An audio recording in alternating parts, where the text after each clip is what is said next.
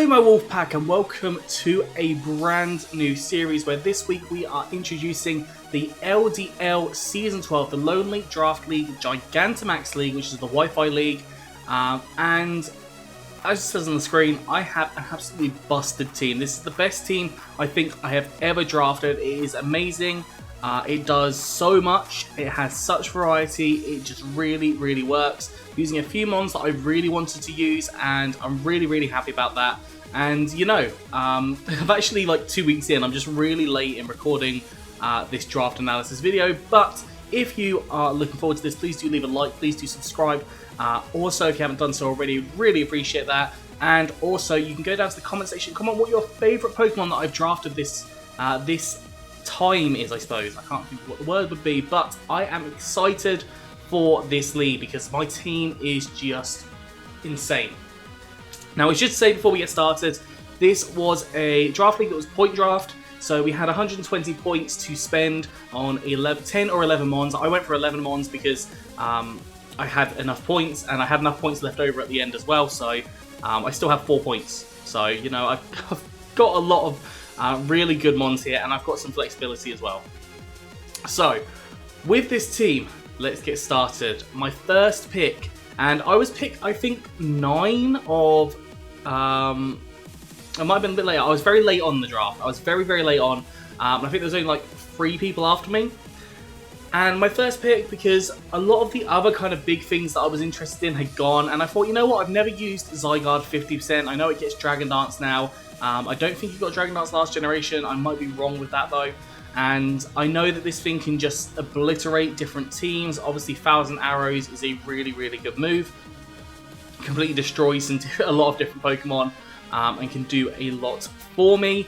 I know that definitely Zygarde gets some coverage, crunch. The only issue is that it doesn't get a very good Dragon type move outside of Outrage. And realistically, I'm not going to like setting myself into Outrage. I think in the majority of situations, Outrage just doesn't work for me. I'm not like an Outrage user, if I'm honest. But yeah, Zygarde 50%, definitely a super powerful one. Can even be done on the special side as well. It can have Coil, which is really nice. And I think hopefully Zygarde is going to be a main contender of the team, going to be getting some kills. Hopefully a few sweeps, that'd be really nice to see. Moving on to the second mon on my team, and this is one that I have wanted to use for years, and I've just never had the ability to use it because he just gets picked before I get the opportunity to. Alolan Ninetales, absolutely gorgeous mon. It has a Fairy and Ice type Pokemon. Snow Warning is the ability. Obviously, Aurora Veil is the one thing that screams out when you see this mon. But it also has got some offensive prowess in things like Blizzard, Freeze Dry, and Moonblast. And but it does have limited coverage, which is kind of a little bit of a problem for it. But that being said, Alolan Ninetales is definitely going to be a really fun Pokemon to use. I thought it synergizes really nicely with Zygarde, covers most of its main weaknesses, and that Aurora Veil will really support Zygarde as well. And the fact that also, I think this was 10 points, Zygarde I think was 17 points, I think the maximum number of points was 19 or 20. And this being so low on the points scale, I just kind of had to pick it up as a tier 2, not as a tier 2, as a second pick, because honestly I couldn't let this go any further down, because it would have gone, 100% it would have gone, because that was such a low point value for what it should have been. Moving on to my third pick, now I was eyeing up Celestia here because it did make its way through to the beginning of the third round, but unfortunately I think it was picked up right at the start of the third round, and I was like, Celestia on top of those 2 mons would have just created the best core, I think, that's possible, essentially. But it did circle around, and I did have an idea outside of Celestia. So this was Magnezone, and Magnezone is a really fun mon to use. Obviously, it's quite slow, but things like Choice Scarf can definitely put it in a good place. It's got really high special attack. It's relatively bulky. My Steel-type user, Steel-type Pokemon, and then also I've got Electric-type there as well, which is really nice. Access to a variety of different moves, access to a couple of different abilities. I just thought this thing works really nicely in synergy with the Zygarde Ninetales and itself. I just thought they work really well together. Obviously, Zygarde more of a physical attacker, Magnezone more of a special attacker, and then Ninetales more as a defensive Pokemon. Thought they kind of combine really nicely. The only issue is that I have now got a big ground weakness at times 4, so My next pick, I was thinking I need to tidy up this ground weakness because I don't want it to get worse soon on, and I knew I needed a fire type at some point, and I was unlikely to go for a flying fire type. I did consider Moltres, I did really think about Moltres, but ultimately I decided against it. I decided to go with Galarian Zapdos instead, and at the time I was a bit unsure with this, but I think Galarian Zapdos definitely has a place in this team. It is a really strong hard attacker, has access to things like Brave Bird, Close Combat, Throat Chop I think, a lot of different support moves, U-turn as well. So, well, not necessarily support moves, but a lot of different coverage. So I thought Galarian Zapdos really worked in this scenario. Honestly, I thought that it was going to be really, really handy to work with on this, and I've never used it before. And that's actually true with all 4 of these monsters so far. I haven't actually used them in Draft League before, so I was really excited to use Galarian Zapdos, because I think it's going to be a really fun one to use. It's quite fast, it's quite powerful. That's basically all I've really got for this one. It's just it's a ground immunity, fast, powerful, fighting type, which also kind of combines quite nicely with Magnezone, because obviously Magnezone is not going to be affected by the psychic type attacks, or even the flying type attacks. So I thought they synergized really nicely together in that respect. Moving on to my next pick. Now I did go for another ground type weakness. I went for Darmanitan, and Darmanitan I wanted to use for a very long time as well. Honestly, this thing just destroys teams. Like, it is always quite low tier for what I expect it to be, because it only fills one role typically, and that is to just break everything. But the thing is that unless your opponent is running like Rain, you can just sit there and click Flare Blitz and it just destroys. So the thing with Darmanitan is the destructive fire type attack. Sheer Force Life Orb is an option. Really good Choice Scarf, a really good Choice Bander.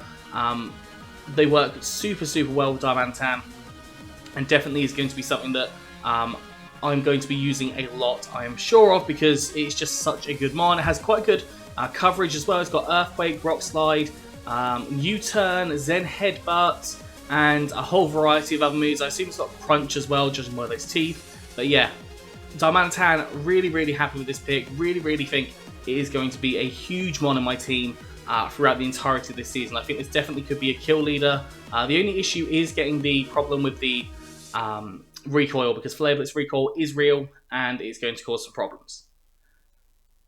Next up, I kind of decided I want to fill out a Fire, Grass and Water core, so I went for my Decidueye here. And Decidueye, I thought partly fulfills the role of having a Ghost type on my team, so I have an immunity to normal and fighting type attacks.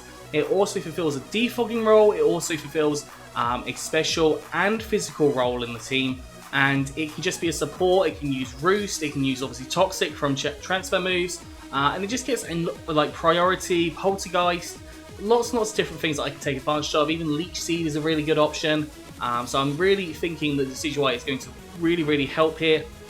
And obviously being a defogger is really, really handy too, because things like screens being set up is a problem, and also having any hazards on the field could be a problem for me as well. So heavy duty boots on Decidueye is definitely going to be an option at some points in this